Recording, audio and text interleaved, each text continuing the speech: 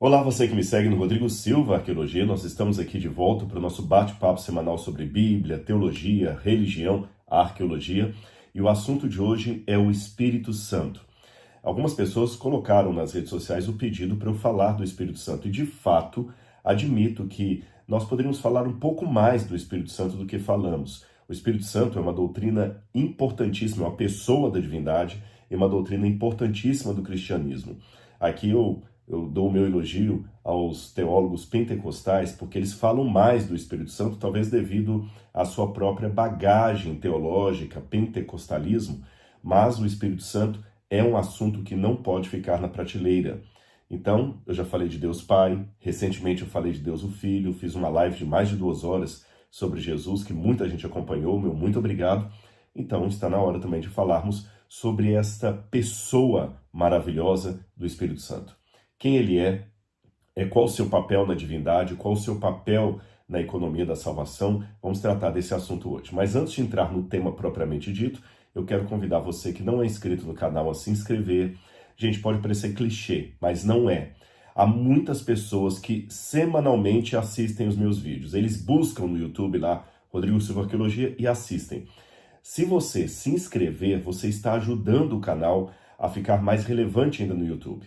Nós já estamos chegando, pela graça de Deus, a 3 milhões de inscritos aqui, mas podemos ter um número muito maior, porque há pessoas que acompanham regularmente os nossos vídeos, mas não são inscritos. Então, além de se inscrever, se você gosta do conteúdo, deixe o seu like. Se você também tem algum comentário, também poste aqui. O seu comentário ajuda no engajamento aqui do nosso canal, da nossa comunidade, tá bem? Vamos falar então do Espírito Santo. A começo de conversa, há muitos religiosos, estudantes do cristianismo, de diferentes religiões, que não acreditam no Espírito Santo como uma pessoa divina. Muitos dizem que ele é uma força ativa, apenas um poder de Deus Pai. Há outros que dizem que o Espírito Santo é apenas o Espírito do Pai e do Filho ao mesmo tempo. Eu, particularmente, tenho uma visão trinitariana de Deus. Eu acredito na Trindade. E é com base nisso que eu vou argumentar na Bíblia Sagrada, tá certo? Mas já que eu comecei falando daqueles que não acreditam que o Espírito Santo seria uma pessoa, um membro da divindade, ou mesmo um ser pessoal, como eu acabei de mencionar, deixe-me então colocar algumas poucas objeções que são apresentadas à doutrina da Trindade do Espírito Santo, deixando claro que eu quero focar mais aqui a terceira pessoa da divindade. Então, em que pese o fato de eu dialogar com o tema da Trindade ao longo desse vídeo, o meu foco principal aqui é falar do Espírito Santo, tá certo? Então vamos focar nesse detalhe aqui para a gente não perder de vista o nosso objetivo aqui. Num outro vídeo, se quiserem, eu posso falar mais sobre a Trindade de um modo geral. Mas aqui eu quero focar no Espírito Santo, embora, como eu disse, vou ter que dialogar com a Trindade, porque é uma área, em termos de teologia sistemática, da doutrina trinitariana de Deus. Então vamos lá. Algumas poucas objeções que são apresentadas. Eu fiz um rascunho aqui para guiar a minha conversa com vocês. A primeira objeção que é apresentada à doutrina do Espírito Santo é que dizem que a Trindade, e por conseguinte a divindade do Santo Espírito, é algo que foi criado a partir de Constantino no Concílio de Nicéia. Para quem talvez não saiba, o Concílio de Nicéia foi uma reunião de teólogos da igreja que ocorreu no ano 325 de nossa era, patrocinada pelo imperador Constantino, que supostamente havia se tornado cristão, e há várias dúvidas sobre esse concílio, sobre o tom político que ele teve, e uma das acusações feitas é que esse concílio, por exemplo, mudou a Bíblia Sagrada. Outra acusação é que foi no Concílio de Nicéia que a doutrina da Trindade foi estabelecida, que não havia conceito de Trindade antes disso no cristianismo. Portanto, essa doutrina ela é tardia, ela é estranha à Bíblia Sagrada e não faz parte dos cristãos originários. Segunda objeção que é apresentada é a unicidade de Deus. Se você olhar bem no judaísmo e nas escrituras hebraicas, Deus é apresentado como uno, como único, um só Deus. Se você fala da Trindade e compreende que são 3 pessoas, Pai, Filho e Espírito Santo, você está falando de 3 deuses. Isso é politeísmo. Isso não é o que foi ensinado no Antigo Testamento. Os que apostam com mais força nesse elemento dizem que nem Jesus é Deus. Há outros que dizem que Jesus e Deus Pai são Deus, mas o Espírito Santo é que não é. Então você tem essas divergências aí. Mas, de qualquer maneira, ambos os movimentos apontam o fato de que o Antigo Testamento coloca Deus como único, então logo não podem ser três pessoas na divindade. Aquilo que o judeu mais recita para simbolizar a sua fé, não sei se eu posso chamar de um credo do judaísmo, é meio artificial essa palavra, mas de qualquer maneira é uma confissão de fé judaica, é quando ele diz em hebraico, Shema Israel, Adonai Eloheinu, Adonai Echad, ouve, ó Israel, nosso Senhor é único, nosso Deus é um só. Então, se Deus é um, como é que podem ser três? Terceira objeção que é apresentada é que, em contraste com as demais pessoas da divindade, Deus Filho e Deus Pai, o Espírito Santo parece um ser neutro, e ele também parece quase apagado. Por exemplo, há situações em que o Espírito Santo é comparado a um vento, a um fogo, a um azeite, à água, ao fôlego. Então são elementos impessoais que são associados a ele. Logo, não pode ser uma pessoa. Ainda que alguns acreditem que Jesus também é Deus, ainda que seja um Deus secundário, Jesus é claramente visto como Pai, mas o Espírito Santo não. Há muitas declarações em que o Espírito Santo nem aparece. Então, como é que nós podemos explicar isso? Há ausências do Espírito Santo, como, por exemplo, quando você lê 1 Timóteo 3, verso 11. 1 Timóteo 3, verso 11. Eu vou ler aqui para vocês. Timóteo 3... Não é Timóteo, perdão, é 1 Tessalonicenses 3, verso 11. Está aqui. 1 Tessalonicenses 3, verso 11. Que o próprio Deus, o nosso Pai, e Jesus, o nosso Senhor, preparem o nosso caminho para podermos ir visitar vocês. Então, os que advogam contra a pessoa do Espírito Santo dizem, cadê o Espírito Santo aqui? Mesmo quando você vai em algumas passagens do Antigo Testamento que diz, façamos o homem a nossa imagem, os que defendem essa tese vão dizer que, na verdade, o façamos ali é o Pai falando com o Filho. Não há espaço para o Espírito Santo nessa cena. Sendo assim, como é que nós podemos responder a essas questões? Então, agora que eu apresentei para você umas 3 objeções assim, de maneira mais resumida do que eles usam para não aceitar a doutrina do Espírito Santo, deixe-me então responder. A primeira objeção, que o Espírito Santo foi algo criado apenas a partir de Niceia, 325 d.C., no 4º século de nossa era. Isso não é verdade. Deixe-me dizer para vocês, no meu mestrado, eu estudei muito patrística. O meu mestrado foi em patrística. Não é da carteirada. Eu estou contando isso aqui só para vocês entenderem qual foi o meu escopo de pesquisa. Pois bem, quando a gente estuda patrística, a gente estuda os primeiros autores cristãos depois do período apostólico, tá certo? Embora que essa nomenclatura também seja um pouco artificial, porque nós temos autores como Papias, Atenágoras, que datam do final do 1º século, portanto eles alcançaram o período apostólico, eles não são pós-apostólicos. Mas como eles não estão no cânon da Bíblia, pelo menos no cânon que usamos no hemisfério ocidental, eles não são considerados Bíblia, são considerados os pais da igreja, ou, como os católicos dizem, os padres da igreja. Em suma, os pais da igreja, ou a patrística, são aqueles primeiros autores do cristianismo que viveram no período pós-apostólico. Alguns deles até conviveram com os apóstolos, outros não diretamente, mas tiveram acesso a informações e tradições que hoje nós perdemos.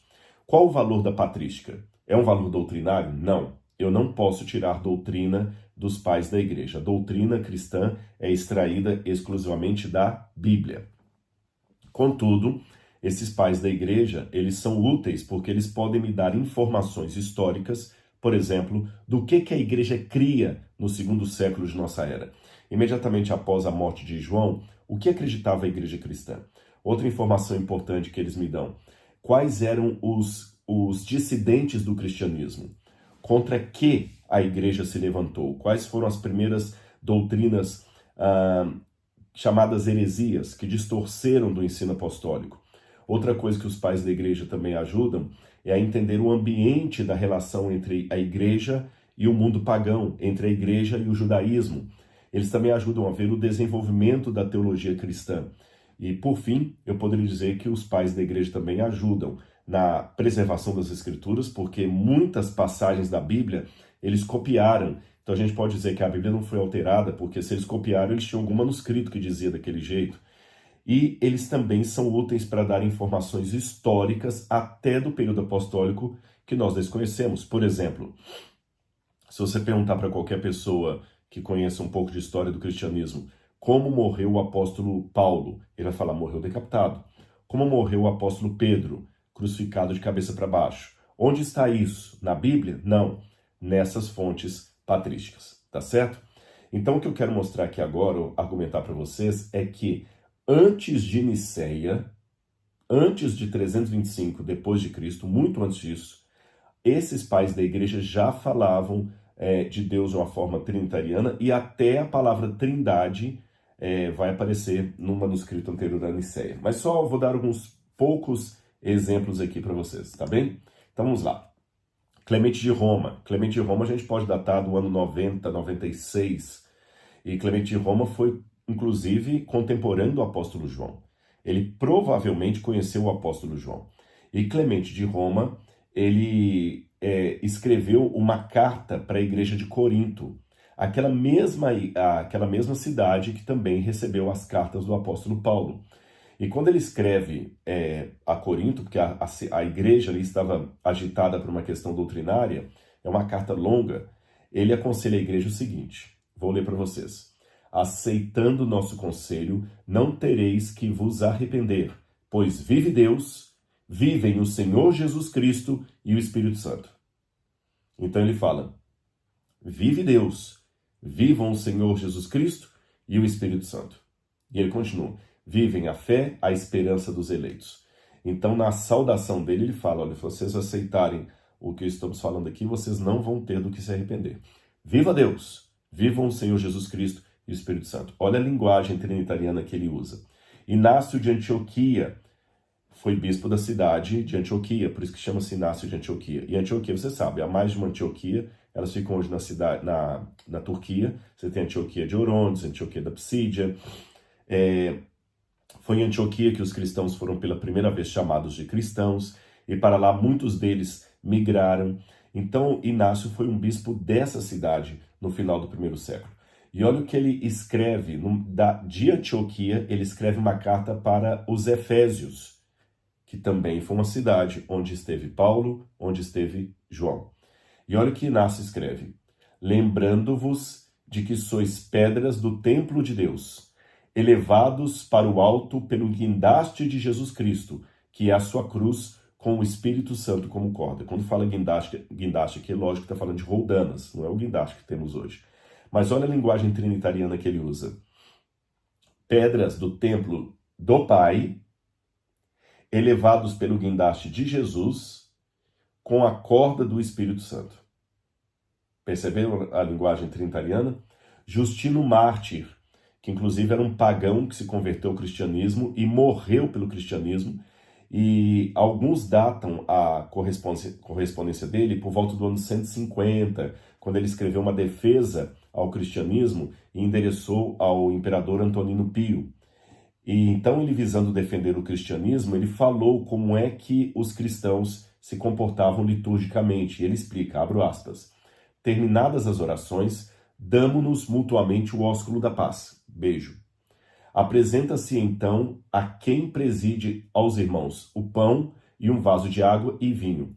E ele, tomando-os, dá louvores e glória ao Pai do universo, pelo nome do seu Filho e pelo Espírito Santo. E pronuncia uma longa ação de graças em razão dos dons que deles nos vêm. Perceberam? Atenágoras. Atenágoras, ele também, alguns colocam Atenágoras um pouco antes, 150, outros acham que ele morreu por volta de 180, outros acham que tem que ser um pouco mais cedo, porque ele talvez conviveu no período apostólico, enfim. Atenágoras, ele foi um filósofo em Atenas e ele escreveu uma obra, Súplica pelos Cristãos, onde ele defende o cristianismo num tom respeitoso. Dessa vez, aí alguns atribuem que ele respondeu para o imperador Marco Aurélio, por isso que colocam uma data mais tardia para ele. E ele explica assim nessa apologia cristã: nós não somos ateus. Reconhecemos a existência de um único Deus, incriado, eterno, invisível, impassível, incompreensível, que não pode ser circunscrito no lugar, que só pode ser atingido pelo Espírito e pela razão, que está envolto de luz e beleza, de espírito e de forças inenarráveis, por quem o universo foi criado e ordenado, por quem o mesmo é conservado mediante o Verbo que está com ele, Jesus. Reconhecemos também, com efeito, um Filho de Deus. O Filho de Deus é o Verbo do Pai, que tem ideia e em poder. Tudo foi feito por meio dele, sendo um com o Pai e o Filho. O Filho está no Pai e o Pai está no Filho por unidade e poder do Espírito. Assim, o Filho de Deus é Espírito e Verbo de Deus. O Espírito profético está também de acordo com a razão. Na verdade, o Espírito Santo que age através dos que fala em profecias, e dizemos em uma emanação de Deus, de quem brota e em quem reencontra um como o raio do sol. Como, portanto, não se admira alguém ouvir chamar de ateus os que admitem um Deus Pai, um Deus Filho e o Espírito Santo, ensinando ser único o seu poder, sua distinção, a sua ordem. E eu poderia mencionar outros aqui, eu vou citar só mais um aqui para vocês. O Teófilo de Antioquia, que viveu na mesma época de Atenágoras, talvez um pouquinho depois. Ele nasceu na Mesopotâmia, converteu-se ao cristianismo já adulto, e na sua obra A Respeito da Cosmogonia Bíblica, ele faz um paralelo em os 3 primeiros dias da criação e a divindade. Ele diz assim: da mesma forma, os 3 dias que precederam o aparecimento dos luzeiros são tipos da Trindade, de Deus, de seu Verbo e sua sabedoria. E ele usa a palavra trindade, muito antes do concílio de Nicéia. Então eu poderia dar outros exemplos para vocês, de Irineu de Lyon, de Policarpo, mas eu resolvi apresentar apenas esses aqui, para vocês verem que o Espírito Santo... eu poderia falar também do Didarré, bom, mas enfim, nós já temos aqui a comprovação que muito antes de Nicéia, séculos antes de Nicéia, já se falava de Deus de uma maneira trinitariana. Agora, o segundo ponto que apresentam como objeção ao Espírito Santo: a unicidade de Deus no Antigo Testamento. A maneira de Deus ser mencionado como único estaria-se em desacordo com a ideia de que Deus seriam 3 pessoas. É interessante uma coisa que até as testemunhas de Jeová usam muito, e nesse ponto eu concordo com elas, que é a questão da revelação progressiva. Isso é bíblico. Deus foi revelando muitas coisas aos poucos, de modo que não é nenhuma heresia eu dizer para você que Daniel sabia muito mais coisas a respeito da doutrina do que talvez Abraão, porque ele viveu numa época que Deus tinha dado mais revelações, vocês compreendem? O apóstolo Paulo sabia muito mais coisas a respeito do Messias do que Isaías, porque Paulo tinha tido mais revelação. Então essa revelação que foi progressiva, Deus foi mostrando coisas. Você pode olhar até a maneira como Jesus lida com algumas passagens do Antigo Testamento, não anulando-as. Ele falou: não vim revogar a lei e os profetas, mas vim cumprir. E depois ele pega essa lei e os profetas, que ele não veio para anular, nem revogar, nem destruir. Ele pega essa lei e dá uma ampliação dela. Ele a coloca num novo patamar, ele explica mais coisas. E mesmo os apóstolos, quando Jesus estava com eles, não entenderam tudo, que ele falou: ainda tem muita coisa para revelar para vocês, mas vocês não estão com condição de aprender. Houve coisas que eles só foram entender depois da ressurreição de Jesus. E o apóstolo Paulo também deu muita contribuição. Então, por isso que eu acredito na ideia da revelação progressiva. A única coisa que eu não acredito é que essa revelação progressiva, ela poderia trazer doutrinas posteriores ao fechamento do cânon da Bíblia, mas isso é tema para um outro vídeo. Sendo assim, algumas doutrinas que estão claras no decorrer da Bíblia, elas já se encontram talvez desde o início dela, mas de maneira um pouco ainda camuflada, de uma maneira ainda um pouco acenada, não tão esclarecida. Ficou claro isso para vocês? Por exemplo,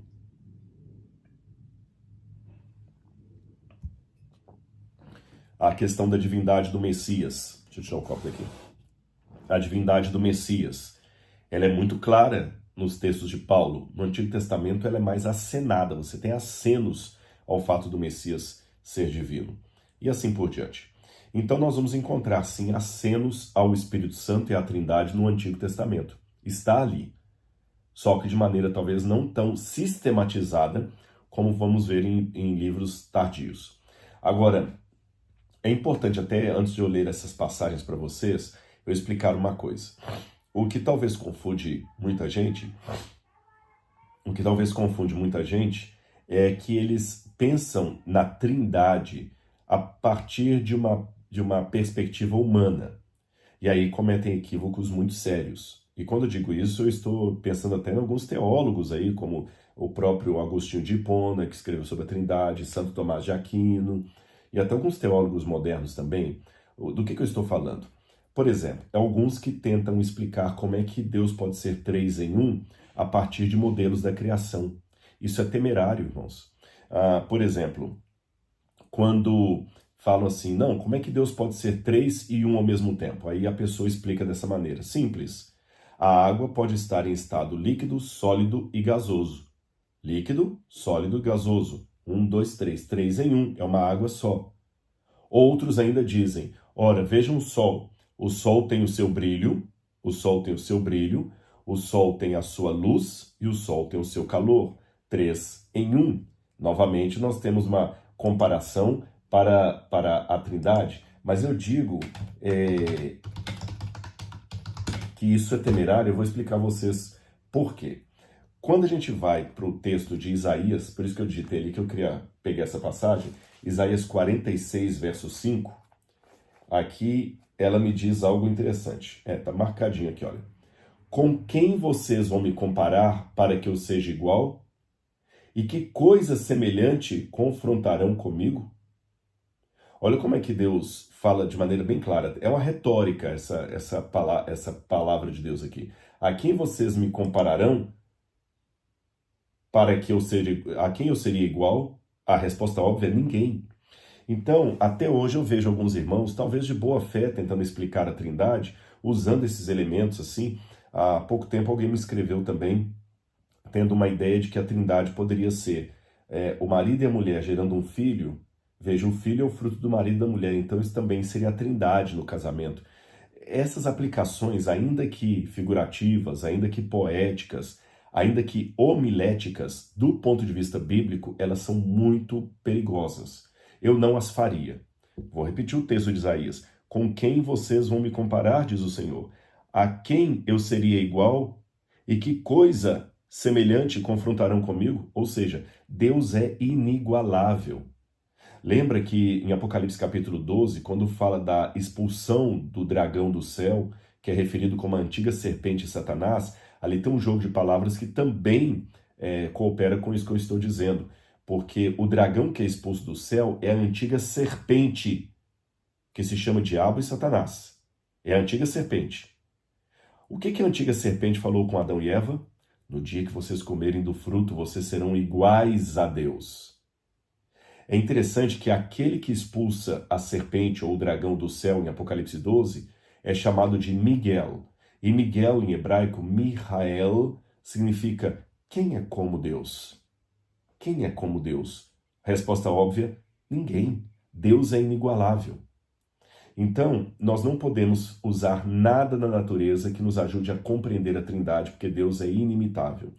E mais um detalhe, do ponto de vista da metafísica, o 3 da Trindade não é o 3 da matemática, não pensem isso em termos numerais. Por quê? Porque o 3 da matemática é um algarismo passivo de receber operações matemáticas. Eu posso, do 3, multiplicar por 2, ele vira 6. Eu posso, do 3, somar 3 mais 3 e também viram 6. Eu posso multiplicar por 3 e vão virar 9. Eu posso pegar 3 e diminuir 1, vai virar 2. Eu posso diminuir 2, vai virar 1. Eu posso diminuir 3, vai virar 0. Ou seja, eu posso fazer operações matemáticas com esse 3 da matemática. Mas eu não posso fazer operações matemáticas com o 3 da Trindade. Não tem como eu somar um quarto indivíduo aqui para que a Trindade vire um quarteto. Também não se dá o caso de diminuir um para a Trindade virar uma dualidade. Também não existe. Esse 3 de Deus não é o 3 da matemática, eu repito. Tá certo? E também não é uma tríade. Não é uma tríade. Então não adianta pensar que Deus Pai, Deus Filho e Espírito Santo é como se fossem 3 irmãos gêmeos. Não é uma tríade. Aí, se fosse uma tríade, seria um politeísmo. Então entenda, o 3 da Trindade, que 3 são 1 é 3, é o 3 absoluto de Deus. Não há nada da natureza que você possa comparar a isso. Mas voltando à questão dos acenos no Antigo Testamento, nós temos a maneira como o Espírito Santo orientou os profetas a escreverem a revelação é muito curiosa e nós devemos atentar a isso. Preste atenção no modo como Deus ele orienta o profeta a escrever. Eu nem posso afirmar com certeza absoluta se o próprio profeta tinha a ciência plena de tudo que ele estava escrevendo. É provável que não. O próprio Daniel teve visões que no final ele falou assim, não estou entendendo nada. Senhor, eu fiquei doente, tive a visão e não entendi e não havia quem me explicasse. Quer dizer, ele ainda saía perguntando um ao outro, não havia quem explicasse. Há situações, na teologia a gente chama isso de sensus plenior. Há uma certa discussão sobre essa expressão, mas eu vou colocá-la de qualquer maneira aqui para vocês. O sensus plenior é um termo latim para significar aquela questão até que ponto o profeta tinha a compreensão consciente de tudo o que ele estava escrevendo, da profundidade do que ele estava declarando. Por exemplo, quando João Batista viu Jesus andando ali na ribeira do Rio Jordão, e João Batista, tomado pelo Espírito Santo, aponta e fala o seguinte, eis o Cordeiro de Deus que tira o pecado do mundo, sigam a ele agora. Será que João Batista já tinha claro em sua mente toda a doutrina da redenção, que Cristo haveria de morrer crucificado, que ele era o substituto dos cordeiros do Antigo Testamento? Será que João Batista entendia tudo aquilo? Ou será que o Espírito Santo apenas o tomou de maneira, assim, maravilhosa? Ou o profeta Isaías, quando ele falou, eis que a virgem conceberá, eu fiz um vídeo sobre isso semana passada, eis que a virgem conceberá e dará à luz a um filho. Será que Isaías tinha a mesma compreensão que Mateus vai ter depois? Então, nesse aspecto, eu não posso afirmar que o profeta tinha toda a plena consciência do que nós estamos vendo hoje. Mas olha que interessante como Deus encaminhou as coisas. Em primeiro lugar, Deus é um, isso está claro. Escuta Israel, o Senhor teu Deus é único, não é isso? Shema Israel, Adonai Eloheinu, Adonai Echad. O nosso Deus é único. Mas o mesmo Moisés que escreveu isso, ele também coloca Deus no plural. A gente tem que reconhecer esse paradoxo da Bíblia. Por exemplo, quando fala Gênesis capítulo 1, versículo 26. Daqui a pouco eu vou explicar melhor essas passagens, porque quem já debruçou sobre esse assunto conhece essa argumentação e vai tentar refutá-la. Mas então deixe-me apenas ler os textos, depois eu explico, tá bom? E disse Deus, Gênesis capítulo 1, versículo 26. Façamos o homem à nossa imagem conforme a nossa semelhança. Façamos. Deus está falando com quem? Quando você vai também para Gênesis capítulo 3, versículo 22, também você tem a expressão análoga. Então o Senhor disse, eis que o homem se tornou como um de nós. Quem é esse nós? Quando você vai também para Gênesis 11, verso 7, lá diz, desçamos e confundamos a linguagem deles. Está falando da Torre de Babel. Isaías 6, verso 8, quando Deus pergunta assim, quem haverá de ir por nós? Aí Isaías fala, eis-me aqui, envia-me a mim. Quem haverá de ir por nós? Nós, com quem Deus estava falando? Deixe-me então explicar esse nós. Em primeiro lugar, deixe-me admitir o que ele mostra, evidencia e o que ele não prova. Esses textos que eu li agora, o que eu fiz referência, eles não provam a Trindade. Eles não provam a Trindade. Tá certo? Por que eles não provam a Trindade? Simples, porque quando eu falo nós vamos até lá, Esse nós eu posso estar falando com 2 pessoas, com 3 pessoas, com 4 pessoas, com uma pessoa. Podem estar apenas eu e minha esposa e falar assim, meu bem, nós vamos agora à casa da sua mãe, nós, eu e você. Mas eu também posso estar com um quarteto que a gente está cantando e eu viro para os outros 3 companheiros do quarteto e falo, nós vamos cantar amanhã na igreja? Nós vamos à sua mãe, nós vamos cantar amanhã na igreja? Sem um contexto, você não sabe se eu estou falando para uma pessoa, para 2, para 3, para 4. Então, por isso que esses textos não provam Pai, Filho e Espírito Santo. Eles evidenciam uma pluralidade em Deus.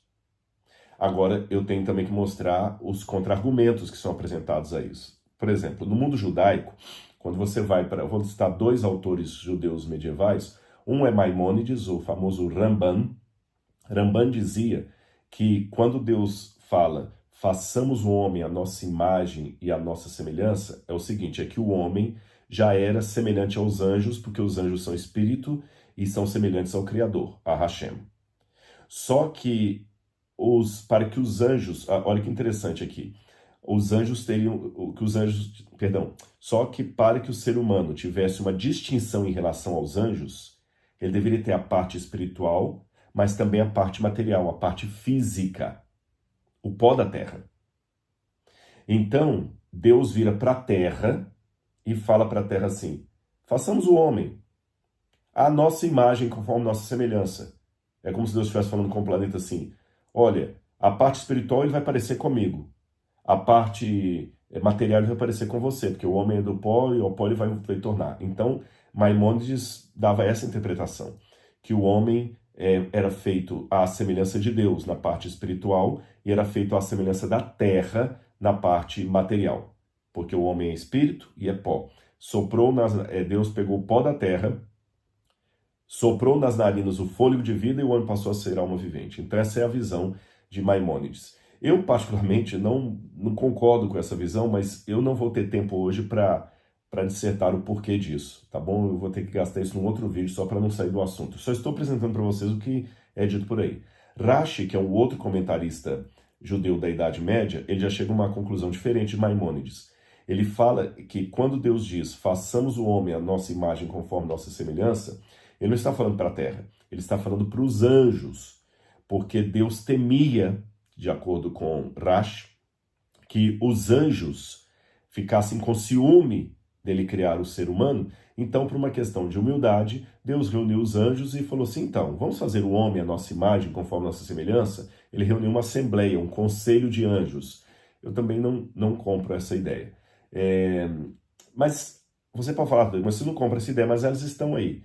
Então, deixe-me pelo menos dizer para você o seguinte, vamos bater uma possibilidade assim, 50% de chance desses autores judeus estarem certos, e quando Deus diz o façamos, não significa que ele está falando contra o membro da Trindade.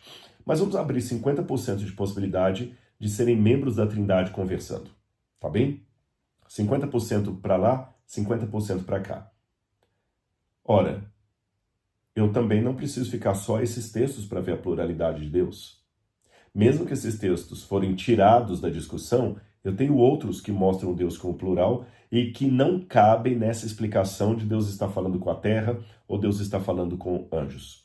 Eu vou falar quais são esses outros textos, essas outras referências. Primeiro, eu tenho situações muito curiosas na Bíblia em que o nome Elohim, aplicado a Deus, aparece com o verbo no singular. E qual é a diferença? O que há de especial nisso? Eu vou explicar a você. Se você usar, eu tenho até por coincidência um léxico hebraico aqui agora na minha mão. Se você pegar qualquer léxico hebraico, qualquer dicionário hebraico, você vai ver que a palavra Elohim é uma palavra plural em hebraico. A tradução literal dela seria deuses, tá bom? O singular seria El, Deus. Eli, meu Deus. Elohim, deuses. Então, a palavra deuses é aplicada ao Deus Todo-Poderoso de Israel. A primeira pergunta que a gente pode fazer é o seguinte, por que os judeus aplicaram a palavra Elohim ao Deus de Israel se estamos falando de um Deus único? Essa é a primeira pergunta que fazem. Alguns explicam porque no início os judeus eram enoteístas, não bate muito essa explicação. A outra coisa interessante é que, se você olhar o panteão de Canaã, o principal deus do panteão cananita era o deus El, o mesmo nome que os hebreus vão aplicar ao Deus Todo-Poderoso. E além de El, havia vários outros deuses. Você tinha Baal, você tinha Ashera, Astarte, você tinha vários deuses ali que eram Dagon dos filisteus, você tinha vários deuses cultuados ali em Canaã. E o principal deles, no topo da pirâmide, era El. E os demais formavam Elohim. Talvez por isso, como o povo judeu estava em Canaã, o povo hebreu, Deus já falou, olha, Elohim, todos os deuses, na verdade, é um só Deus. Então vocês vão chamar o seu Deus de Elohim, no plural, mesmo ele sendo um. Por quê? Porque se você chamar Deus apenas de El, você pode fazer as pessoas confundirem o Deus de Israel com o Deus do panteão babilônico, ou cananita, melhor dizendo. Ou se você chamar Deus de um Deus qualquer, ele pode parecer um ao lado de Dagon, um ao lado de Malcom, qualquer outro deus hitita que você teria por ali. Então eles chamaram Deus muitas vezes de maneira plural. Mas para não confundir isso com politeísmo, aqui que vem o pulo do gato. Embora a palavra Deus seja plural, em muitas instâncias ela está associada a um verbo no singular.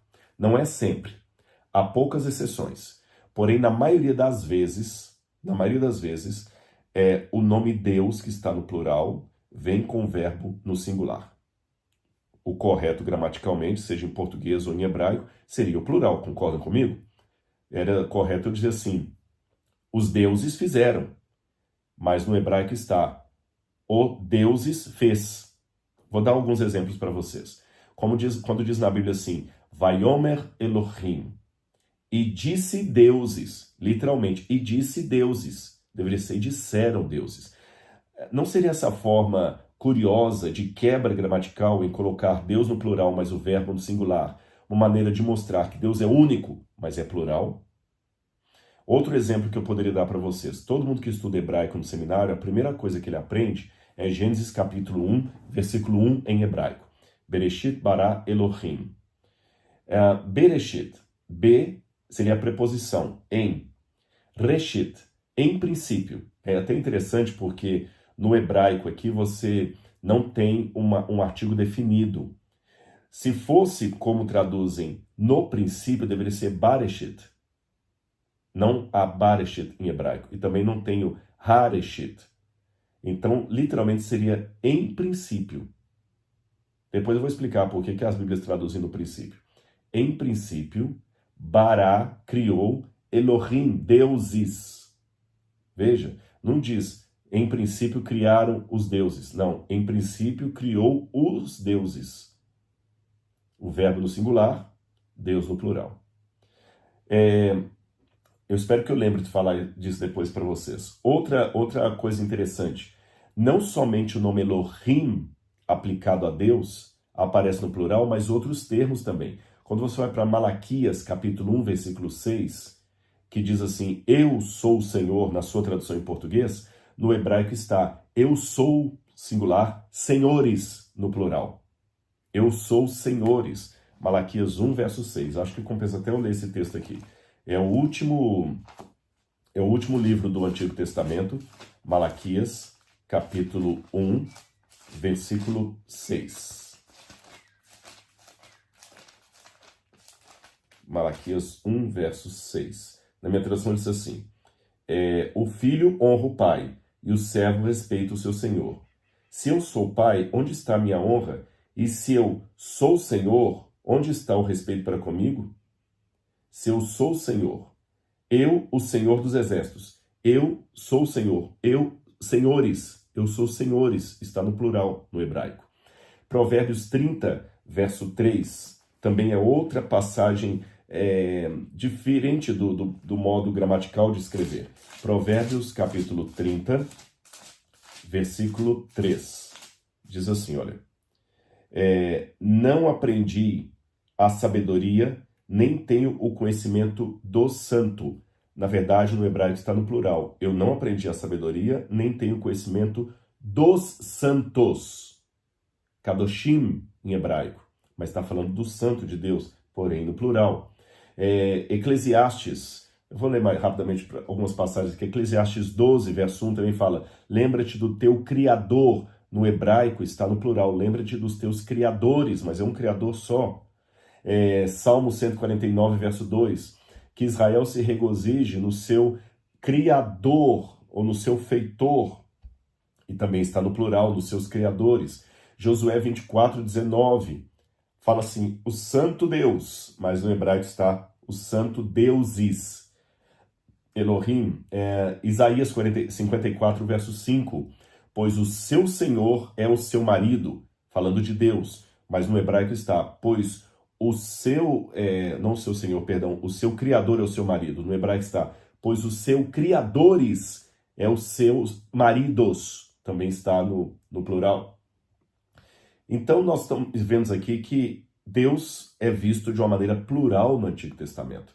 E eu tenho mais algumas coisas para mostrar para você também como é que Deus é plural. Eu vou ler mais alguns versos para você. Olha o Salmo 45, 6 e 7. O teu trono, olha como é que você vê duas pessoas, no mínimo, conversando na divindade, tá bom? Salmo 45, 6 e 7. Diz assim, o teu trono, preste atenção, o teu trono, ó Deus, é para todo sempre. O cetro do seu reino é um cetro de retidão. Você amou a justiça e odiou a maldade. Por isso, Deus, o teu Deus te ungiu com o óleo da alegria. Peraí. Por isso, Deus, o teu Deus, quem que é o Deus de Deus? Nota que o salmista está falando com Deus e fala, por isso, Deus, o teu Deus te ungiu. Ora, quem foi ungido? O ungido é o Mashiach, é o Messias. Então ele está chamando o Messias de Deus. Ele está falando com o Messias, por isso, Deus, Messias, o teu Deus te ungiu. Por isso, Messias, você, Messias, que é Deus, o teu Deus te ungiu. Eu estou falando de pelo menos duas pessoas aqui. Um Deus e um Messias divino, Pai e Filho. Oséias 1, verso 7, também diz assim, terei misericórdia da casa de Judá e os salvarei pelo Senhor seu Deus. Se é Deus que está falando, ele deveria dizer assim, eu os salvarei por mim mesmo. Mas Deus fala, eu, Deus, eu, Hashem, o Deus Todo-Poderoso, terei misericórdia da casa de Judá e os salvarei pelo Senhor seu Deus, pelo Deus deles. Peraí, mas é Deus falando de uma segunda pessoa. Uma outra passagem que eu poderia pegar aqui também, essa aqui é muito interessante, é quando você vê a destruição de Sodoma e Gomorra. Quando você vai para Gênesis, capítulo 19, versículo 24, Gênesis 19, versículo 24, você tem uma situação interessante aqui. Diz assim, olha, então o Senhor fez chover enxofre e fogo sobre Sodoma e Gomorra. Isso veio da parte do Senhor desde os céus.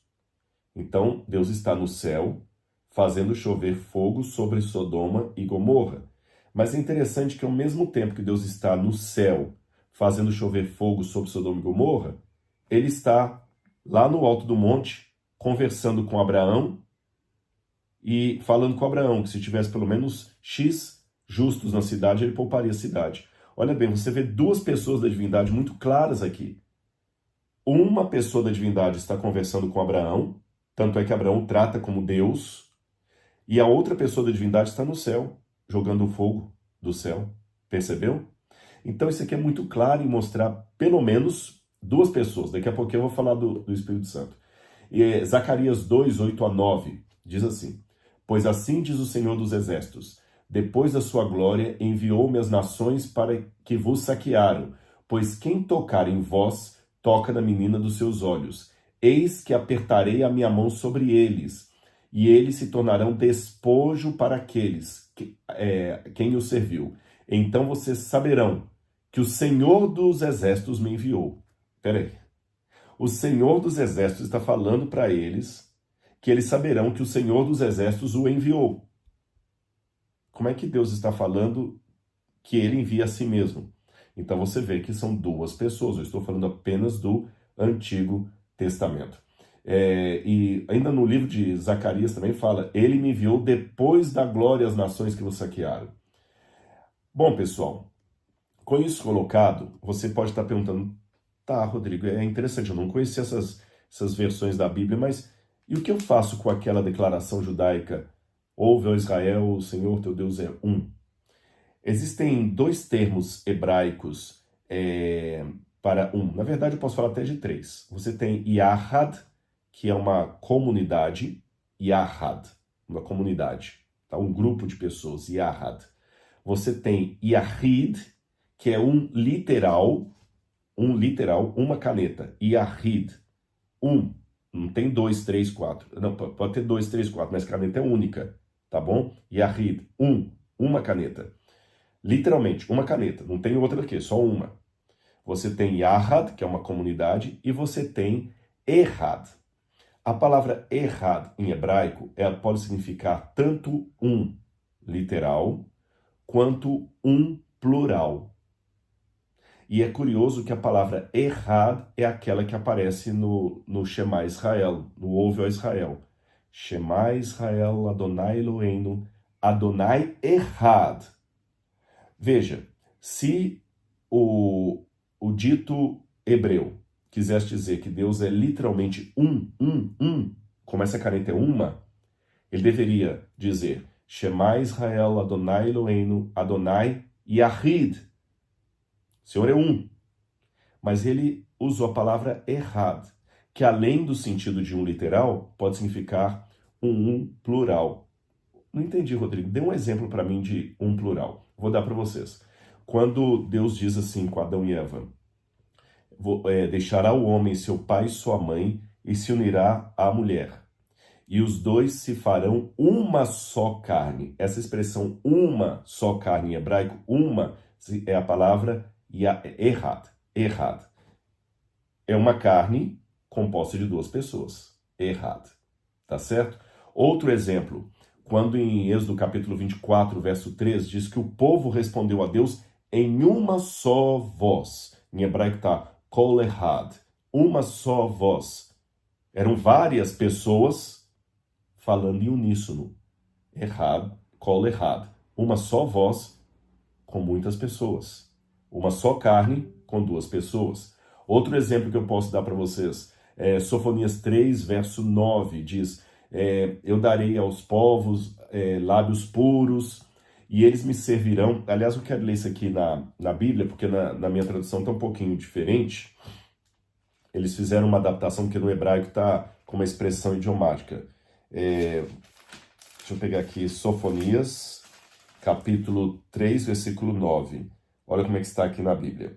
Então darei lábios puros aos povos, para que todos invoquem o nome do Senhor e o sirvam de comum acordo. O tradutor aqui da Nova Almeida Atualizada traduziu como de comum acordo, mas no hebraico você tem a palavra shechem echad. Shechem echad significa com um ombro só. Só que shechem são ombros no plural. Tá certo? Ou seja, o povo todo vai servir a Deus, são várias pessoas, de uma só forma. De uma só forma. Errado. Então você tem de novo a palavra aplicada a uma pluralidade de pessoas. Também quando você fala em 2 Crônicas 30, verso 12, que a mão de Deus estava sobre Judá e deu a eles um só coração. No hebraico está lev echad, um só coração, várias pessoas. E por fim, eu posso falar também de Ezequiel 37, 22, onde Deus fala, eu farei deles uma nação única. Está Goi Errad, com um único rei, Melech Errad. Só que houve vários reis e várias nações. Melech Errad, um único rei, uma só nação, ou seja, um reinado único. Então, Errad aqui é um Errad monárquico com vários reis, um Errad social com várias pessoas. Então, você vê nesses exemplos aqui, muitas vezes em que Errad é um composto de várias pessoas. Então, quando Deus fala, escuta, ó Israel, o Senhor teu Deus é um, Errad, esse pode ser um composto de várias pessoas. Não há nenhuma contradição aqui. E antes que você fale, Rodrigo, mas os judeus não admitem isso que você está falando. Bom, deixa eu mostrar para vocês aqui um exemplo judaico. Embora eu não subscreva as explicações da Cabala, e depois eu posso explicar para vocês o que é a Cabala judaica, embora eu não subscreva as explicações cabalísticas, é notório que a Cabala está na base de muita coisa do pensamento judaico-rabínico a partir da Idade Média para cá, tá certo? E um dos livros básicos da Cabala, que é o Zohar, que traz inclusive uma suposta revelação ao Rabi Shimon Bar Yochai, e ele diz o seguinte, Cabala, judeus, venha e veja o mistério da palavra, aí coloca o tetragrama sagrado de Deus, que eu não vou pronunciar, vou substituir por Hashem. Veja o mistério da palavra Hashem, o nome de Deus. São 3 passos, cada um existindo por si mesmo. No entanto, são um. 3 passos, cada um existindo por si mesmo, no entanto, são um. E tão unidos que um não pode ser separado do outro. O antigo santo é revelado com 3 cabeças, que estão unidas em uma. E essa cabeça é 3 exaltada. O ancião é descrito como sendo 3, porque as outras luzes que dele emanam são incluídas nos 3. Mas como podem 3 nomes ser um? Eles são realmente um porque os chamamos de um. Como 3 pode ser um só, pode ser conhecido através da revelação do Espírito Santo. Então você viu isso aqui. E aqui eu já passo para um outro detalhe. Você pode dizer, Rodrigo, tudo bem, mas esses textos da pluralidade divina, onde é que você pode encaixar que o Espírito Santo está aí? Você mesmo admitiu que ao dizer, nós vamos à casa da sua mãe, você pode estar falando com a sua esposa, e quando você diz, nós vamos cantar amanhã, pode estar falando com um quarteto. Como é que você pode falar que há o Espírito Santo também nesse nós, nesse plural de Deus que você citou nos diferentes textos bíblicos? Vamos dar algumas passagens para vocês. Nós temos aqui o texto de Salmo 33, versículo 6, que fala da criação do universo, da criação de todas as coisas. Olha como fala aqui, Salmo 33, versículo 6. Os céus, por sua palavra, se fizeram, e pelo sopro da sua boca, o exército deles. Deus fez o céu. Por quê? Por sua palavra, o Logos. E quem que é a palavra? É Jesus. O Novo Testamento diz, no princípio era o verbo estava com Deus e ele era Deus. Jesus é o verbo de Deus. E pelo seu sopro, isso é o seu espírito, tudo se fez. Gênesis capítulo 1, versículo 1. Olha como diz aqui. No princípio, criou Deus o céu e a terra. Lembra que eu falei com vocês que a rigor, pela gramática, deveria ser em princípio? Gramaticalmente falando, eu não posso traduzir aqui no princípio. Não há base gramatical para traduzir aqui no princípio. Se não há base gramatical, por que que as Bíblias, de maneira geral, em português, inglês, alemão, inclusive as Bíblias traduzidas por judeus, traduzem no princípio, se é um erro gramatical isso aqui? Só há uma maneira que justifique a tradução no princípio, não em princípio. É se você entender que a palavra princípio é um nome próprio. Porque se princípio for um nome próprio, ele dispensa o artigo. E os judeus entendem, alguns rabinos, que esse princípio aqui é uma pessoa através da qual Deus criou o céu e a terra. Por entender que princípio é uma pessoa, portanto trata-se de um nome pessoal, eles aceitam gramaticalmente traduzir no princípio criou Deus os céus e a terra, porque aí, sendo um nome pessoal, dispensa-se o artigo definido.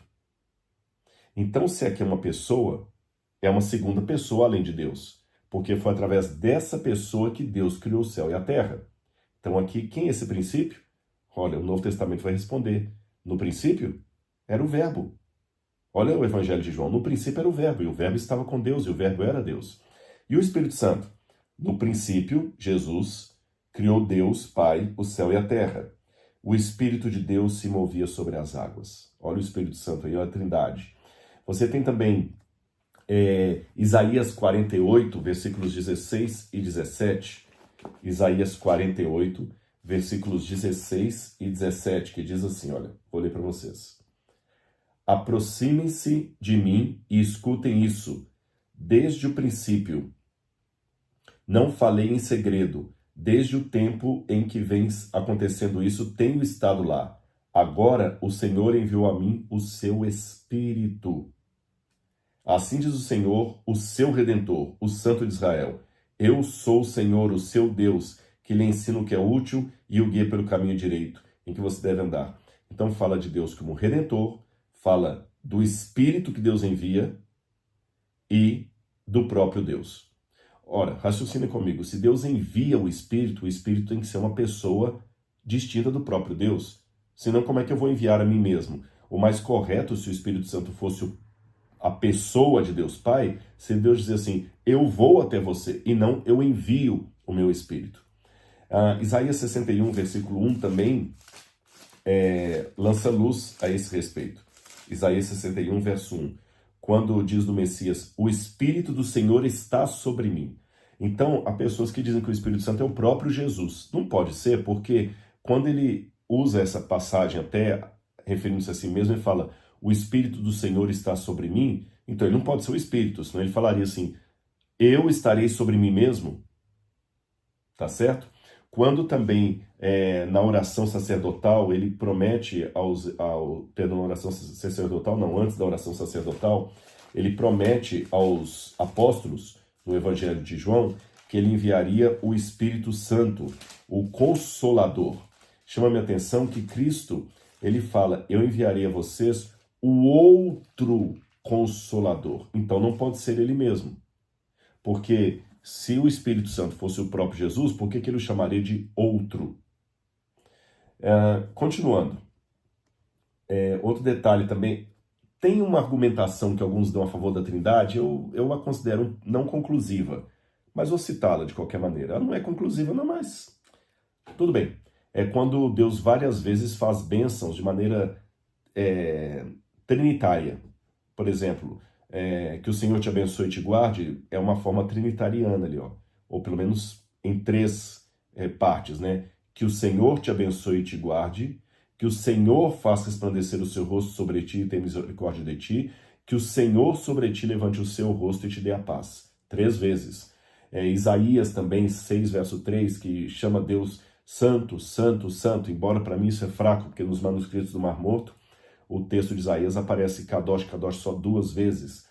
Jacó abençoa também José 3 vezes. Mas, para mim não é um argumento conclusivo não, mas dentro do escopo geral nós podemos colocá-lo. Aí a outra objeção, a última, é aquela, mas Rodrigo, o Espírito Santo é muitas vezes colocado na Bíblia de maneira impessoal. E os que colocam isso ainda reforçam com uma nota grega, que a palavra espírito em grego, pneuma, é uma palavra neutra. Nós não temos o gênero neutro em português. Nós temos masculino e feminino. Mas em grego, como em inglês, você tem o neutro. O neutro é quando você usa para coisas que não são identificadas em masculino e feminino. Por exemplo, em inglês eu digo, se eu estou falando que a menina é linda, she is a beautiful girl. She, ela é uma bonita menina. She is a beautiful girl. Se eu quero falar, ele é um bonito rapaz, he is a beautiful boy. She, he. Se eu quero falar que essa mesa é bonita, it's a beautiful table. It's. Eu estou falando essa, que é um isto, né? Uma coisa que não é masculino nem feminino. No grego também é assim. Você tem o masculino, o feminino e o neutro. E a palavra pneuma é neutro. Se é neutro, então não é pessoal. Bom, vamos com calma. Em primeiro lugar, embora seja verdade que o Espírito Santo seja uma palavra neutra, em várias passagens do Novo Testamento, esse termo neutro é conjugado com um pronome pessoal masculino. Por exemplo, João 16, versículo... É justamente quando Jesus promete o Espírito Santo. João 16, versículos 7 e 8. Diz assim, 16, versos 7 e 8. Mas eu lhes digo a verdade, é melhor que eu vá, porque se eu não for, o Consolador não virá para vocês. Mas se eu for, eu o enviarei até vocês. E quando ele vier, tá certo? Não é quando it, é quando ele, pronome pessoal masculino, eu o enviarei. São João, o verso 13 também, o verso 14. Outra coisa que me chama a atenção, se o Espírito Santo não fosse uma pessoa, fosse apenas uma força ativa de Deus Pai, Jesus deveria dizer assim, eu enviarei o consolo, ou a consolação. Não, ele fala, eu enviarei o Consolador. A própria palavra grega que vai aparecer também, temos um paráclitos junto ao Pai, né? É difícil traduzir paráclitos, aquele apoiador, aquele que nos mantém, nos suporta, alguns pensam em advogado, é a palavra masculina, paráclitos, não está falando de algo neutro. Jesus usa várias vezes o termo, como eu falei, já o pronome masculino, ekeinos em grego, para se referir ao Espírito Santo. Então, não tem por que dizer que o Espírito Santo é uma coisa. Normalmente, para ser uma pessoa, você tem que ser dotado de autoconhecimento, saber quem você é, vontade, emoção, propósito, inteligência. E o Espírito Santo tem tudo isso. Por exemplo, quando você vai a 1 Coríntios 2, verso 10, Romanos 8, 27, você vê que o Espírito Santo tem inteligência. Eu não vou ler todas as passagens da Bíblia, mas lá fala que o Espírito Santo conhece, ele tem inteligência, ele tem vontade. 1 Coríntios 12, versículo 11, fala assim, o que o Espírito Santo deseja, amor, ele nos ama. Romanos 15, verso 30, depois você pode, com calma, ouvir esse vídeo gravado aqui e anotar esses textos. Bondade, Neemias 9, verso 20, eu estou citando o Antigo Testamento. O Espírito Santo tem sentimento, Efésios 4, verso 30, fala assim, não entristeçais o Espírito Santo de Deus. Olha essa passagem aqui, como ela é forte. 1 Coríntios, capítulo 2, versículo 10. Diz que o Espírito Santo é até um termo difícil, perscruta, essa é difícil até de pronunciar, perscruta, quer dizer, averigua minuciosamente, indaga. Então ele tem inteligência. E ele indaga o quê? De acordo com 1 Coríntios 2, verso 10, ele indaga, ele investiga, averigua profundamente as profundezas de Deus. E é interessante que a própria Bíblia diz, quem conheceu a mente do Senhor, senão ele mesmo? Ora, se o Espírito Santo averigua a mente de Deus, então ele tem que ser uma pessoa distinta de Deus. Concorda comigo? Porque Deus vai averiguar a sua própria mente. Se ele é distinto de Deus, ele não pode ser um anjo, ele não pode ser uma coisa, porque coisa não investiga, ele não pode ser uma criatura, porque ele averigua minuciosamente as profundezas de Deus. Então só Deus pode conhecer Deus. O Espírito Santo fala, quando você vai a Apocalipse, várias passagens, Apocalipse 2, verso 7, verso 11, Apocalipse 22, o Espírito e a noiva dizem, vem. Quem tem ouvidos, diga, vem. O Espírito e a noiva dizem, vem. Ele intercede, Romanos capítulo 8, verso 26 e 27, o Espírito Santo intercede por nós com gemidos inexprimíveis. Ele ensina, ele guia, ele conduz, ele comissiona, ele inspira. Homens santos falaram da parte de Deus, inspirados pelo Espírito Santo. E aquela questão que alguns falam, tem momentos que o Espírito Santo não é mencionado, como aquele texto que eu li de Tessalonicenses? Sim, mas a ausência da evidência não é evidência da ausência. Porque se em algumas passagens o Espírito Santo não aparece, noutras ele é muito claro. Por exemplo, 2 Coríntios 13, versículo 13. Olha aqui esse texto, eu poderia dar vários para vocês, mas vou pegar apenas esse aqui, olha. 13, 2 Coríntios. Diz assim, a graça do Senhor Jesus Cristo, o amor de Deus e a comunhão do Espírito Santo estejam com todos vocês. Na verdade, ainda vou citar mais um. Apocalipse também, quando João vai saudar aqueles que vão ler o seu livro, João diz assim, Apocalipse 1, verso 4, João às 7 igrejas que estão na província da Ásia, que a graça e a paz estejam com vocês, da parte daquele que era e que há de vir, da parte dos 7 espíritos que estão diante do seu trono e da parte de Jesus Cristo, a fiel testemunha. 7 espíritos aqui é uma maneira simbólica do Apocalipse falar a plenitude do Espírito de Deus. Então, ele cumprimenta da parte daquele que era e que há de vir, Deus Pai, da parte do Espírito Santo e da parte de Jesus Cristo.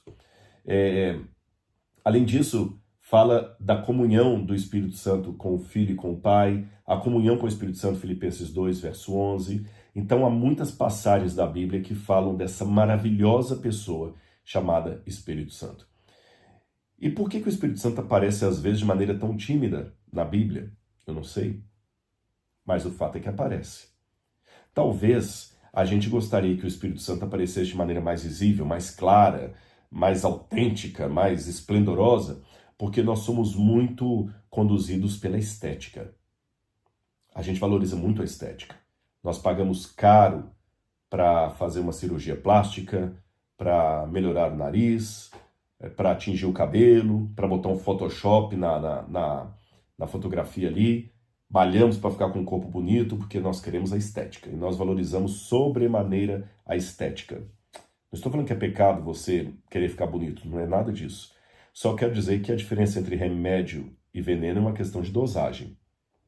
Por nós sobrevalorizarmos, o problema não está em valorizar a estética, talvez em sobrevalorizar, nós também queremos que Deus se encaixe nesse perfil bonito aí, esplendoroso, e Deus é discreto. Aliás, uma das características do belo é que ele não chama atenção. O belo é belo. Quando eu fui ao Museu do Louvre e fui ver a Mona Lisa, ela está simplesinha num cantinho lá, e um monte de gente tirando foto dela. Em frente à Mona Lisa tem um quadro muito maior, mas a Mona Lisa é a Mona Lisa. Ela não precisa chamar atenção. Ela está ali. E pode olhar, quem é bonito mesmo, ele não precisa ficar falando, gente, eu sou bonito, olhem para mim. Não, ele é bonito, ele passa, nossa, como ele é bonito. Ele não demanda atenção, ele chama atenção naturalmente. O que não se acha bonito é que fica enfeitando demais e fica ridículo, parecendo uma árvore de Natal. O Espírito Santo é belo, ele não precisa demandar atenção. E aqui na economia da Trindade está a beleza do modo como Deus se comunica conosco. Agora eu vou mostrar a você como. Eu já falei em vídeos anteriores da supremacia de Deus, até coloquei aquela diferenciação que Lutero falava entre o Deus abscônditus e o Deus revelatus, que Deus é tão grandioso, tão grandioso, tão grandioso, que é difícil falar o que ele é. Tomás de Aquino dizia, nós falamos do que Deus não é, porque o que ele é em essência ninguém sabe. Deus o Pai, na glória inacessível, o ancião de dias, aquele que nem o céu dos céus podem conter. E nessa economia da Trindade, Deus o Filho tornou Deus compreensível a nós. Deus conosco, Emanuel. Deus numa forma que a gente possa compreender. Deus o Filho é aquele Deus infinito que se torna finito para que eu possa abraçá-lo. Olha que interessante. Deus o Filho é o Deus que não tem espaço que o caiba cabendo num santuário, num corpo humano. É aquele Deus que não pode sofrer nada, mas sofreu as nossas dores. Então, quando eu olho para o Pai e o Filho, o que eu vejo? Deus Todo-Poderoso Pai, Deus para mim. Deus Todo-Poderoso Filho, Deus comigo, Deus com o rosto. Agora, se eu tenho a dimensão de Deus para mim, na glória inacessível, se eu tenho Deus Filho, o Deus comigo, que eu posso abraçar, tocar, falta uma dimensão, o Deus que habita em mim. Aí entra o Espírito Santo. Por isso que ele é tão camuflado, digamos assim, na Bíblia, porque ele está em nós, especialmente depois da promessa que Jesus fez aos apóstolos. Ele está convosco e permanecerá em vós. É Deus habitando em mim. Aquele Deus que, como disse Salomão, não há um espaço que te caiba, Senhor. Ele cabe no meu coração. Então, repetindo a economia da Trindade. Deus Pai, Deus para mim. Deus Filho, Deus comigo. Deus Espírito, Deus em mim. Isso é lindo. Rogue a Deus hoje, em nome de Jesus, a presença do Espírito Santo. Peça humildemente a Deus Pai, em nome do Deus Filho, o batismo com o Espírito Santo. Essa maravilhosa pessoa, o Espírito Santo, é que conduzirá você em todos os caminhos da sua vida, até aquele dia em que estaremos todos na eternidade com o nosso Salvador. Aí sim, muitos mistérios que hoje eu não sou capaz de explicar, Deus aos poucos vai nos revelar nos anos infindos da eternidade. Glória a Deus pelo Espírito Santo em nossa vida. Agradeça a Deus por essa pessoa chamada Espírito Santo. Ele também é Deus vivendo em você.